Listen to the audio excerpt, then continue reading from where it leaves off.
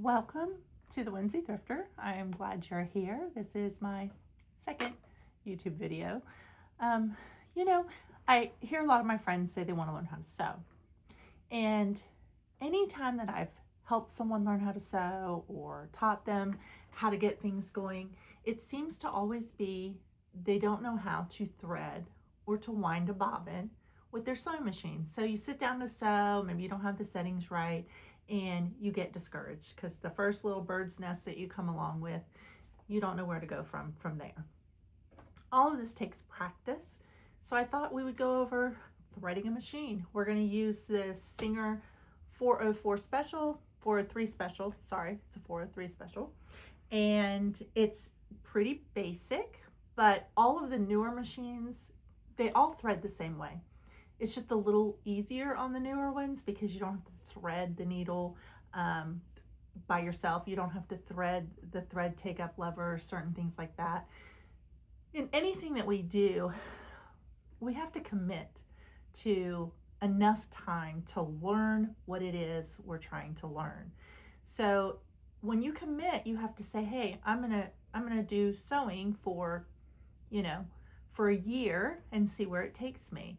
And you'll make things that have wavy lines, and you may try to put in a zipper that doesn't quite work out so well for you at the beginning, but you'll get really good at it. But getting really good at it is knowing where to start. Just like in business, in real estate, when I talk to other real estate agents, I feel like real estate agents fail because they don't know what to do when they get up in the morning. They get up, they get dressed, but they've never been taught like how to run a business. It's the same in anything that we do. Sewing, crafting, business. So come along with me. We're going to talk about doing a bobbin, threading our machines, so we know where to get started. We are at the machine, and I like to use large spools of thread. I like this Glide thread. It is, I don't have the name on it, but I'll have to let you know. I just get it from Amazon. Let me grab my glasses. It's wonderful. It's strong. It's almost a little silky feeling, so it doesn't get caught up. I hardly ever have thread breaks. It's nice and strong. So if you use a big thread, a big spool of thread like this, you're going to need something to hold it on. And this also off Amazon, the thread spool holder. So typically on this machine, you would put your thread here, and then you've got to have tension on your bobbin when you're winding it. So this is where it would go around. The older machines had this bobbin winder that came up, and it will hit this hand wheel and it will spin.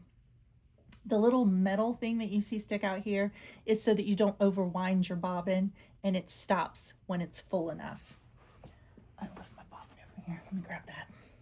So what I like to do on the older machines, it only tells you to go under the tension wheel and then go up to the bobbin. But I like mine to have a little extra tension, so I just wrap it around one time and then go up, because I feel like that holds it so much better. So we're going to take the end of the thread. Here's our bobbin, and there's a little hole you'll see right here. We're going to thread the thread through there so that we have something to hold on to. So we've got it on just like this.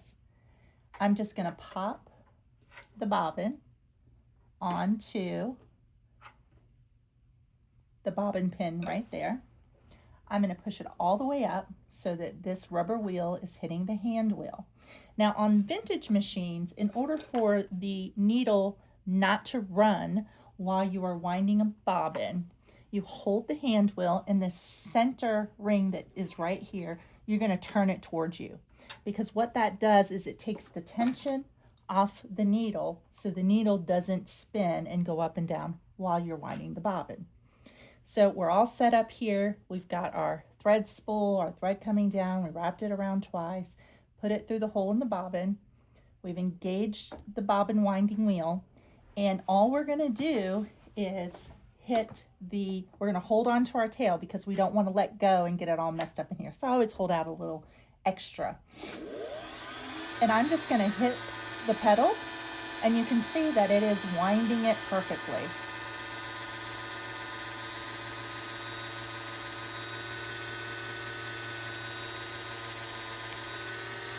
Now, did you see that snap? Because if I hold on to it tight enough, when it continues to wind, eventually it will just pop off.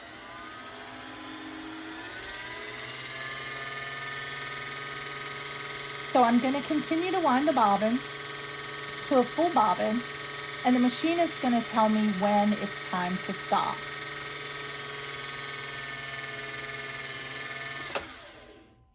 Oh, it should have popped for me, but it didn't on this one.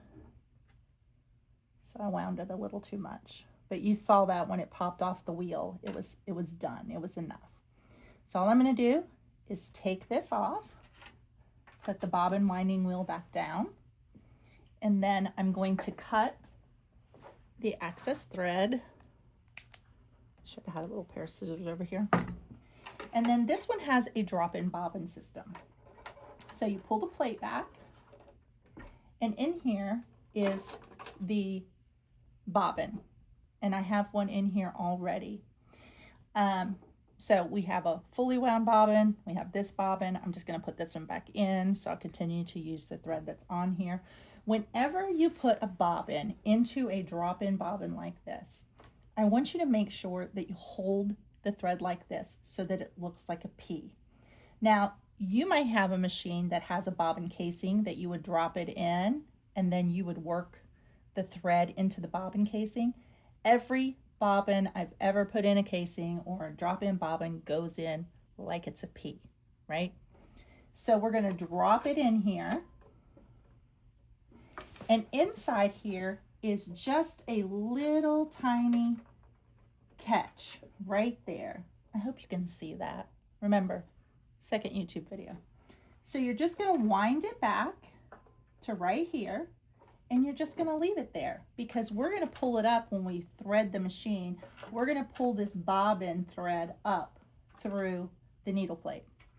So now that we've finished with our bobbin, we're going to move this to the back, because typically on this machine, if I were using a regular spool, it would sit right here. So the very first thing we're going to do is take it through this little tension guide right here. That's going to keep it on it's not a tension guide, sorry. This is our little guideline to keep our thread in the right place. Now, when I thread a machine, I always hold on to the thread because I want to keep nice tension as I'm threading the machine so that I can be aware of where my thread is. So the very first thing we're going to go through is our tension dial. And on this machine, you can see that it has this little guard plate here. So if I were to rub this up, it's going to fall right where it's supposed to, right? So I'm just going to go like this. And then over here, there's a tension spring. And when I pull up on it, it's going to give a little resistance. And I want to pull until it snaps, because there's a little curve, a little finger right here that's going to then secure my thread into the tension guide. And now it's underneath this spring over here. So then I'm going to want to bring it back through here. So now we've gone up, down, around, back through. And now we have to go to the take-up lever. On this particular machine, you have to thread it through. And I've got way too much thread here to be showing you. So on this machine, you're going to take it through this little eyelet. The newer machines usually just have a swoop that you can just put the thread in and pull down. But on this machine, because it's a vintage machine, we are going to thread through the hole. Okay, we want to make sure that we keep our thread exactly where it belongs. And remember, because I pulled on it, we need to be behind the lever right here. So now we're going down, up, through. The very next thing, there is another guide spot right here. So on this one, I just have to pull it. So see, now we're making this kind of U shapes as we go along. The next thing that you see here is another thread guide. We're going to pop this behind here, right? So now it's in there. So it's secured here, it's secured here. And there's a little loop on this machine that's also gonna secure it in place, okay? And then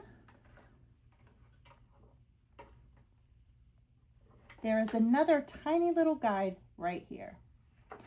So now the thread is secure all the way down through the machine.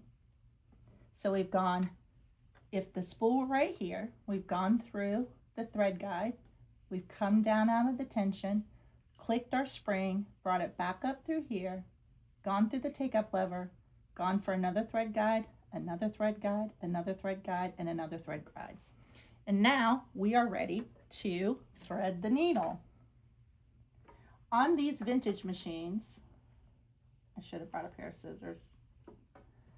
You're gonna have to thread the needle yourself, which is actually very easy.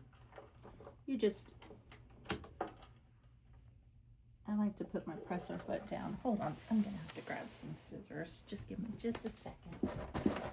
Just hitting it on that rotary cutter is making my thread spray.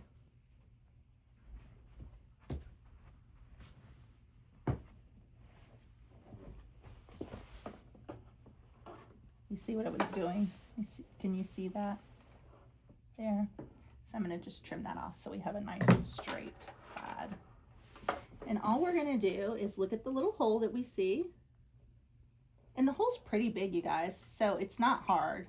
And I don't have the youngest eyes of all.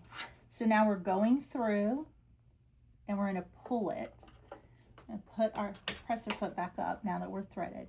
So we've come from over here through the thread guide, underneath the tension guide, up through this bar again, up through the take-up lever, another guide, another guide, another guide, another guide, and now we're through the needle. So the next thing that we're going to do is we're gonna re-engage the hand wheel by twisting this away from us to re-engage the needle. We're gonna hold on to our thread. We're going to roll this towards us. And underneath this casing, you'll see the thread is going to come around and wrap against the bobbin casing that we put in. So what happens when I go all the way around, I can take this and pull the bobbin thread up. And every time the machine takes a stitch, that's what it's doing. It's bringing down the top thread around the bobbin case and creating that lock stitch underneath that keeps our clothes together. So we have now threaded a machine. It's ready to go. Again, on the newer machines, you won't see so much of this. A lot of them are cased in plastic and you just do the guide. And a lot of the newer ones have a little thread guide for you to tell you where to take it to. And I hope that makes sense. Now, it's ready to sew. So let's grab something. I'm working on this quilt block over here, so we'll just run it through. On the older machines, you should always test out your tension. And that's your tension guide right here. Mine is currently set on a 2 for this machine. Here is my stitch length. I'm going to turn that up a little bit to about 7.5. I'm on center. We're going to take this to straight stitch. And then I'm going to put my presser foot down. And I'm sewing a 1/4 inch seam on this. So I always say start out a little slow, right? No need to. This machine can sew so very quickly, y'all. I'm going to come to the end.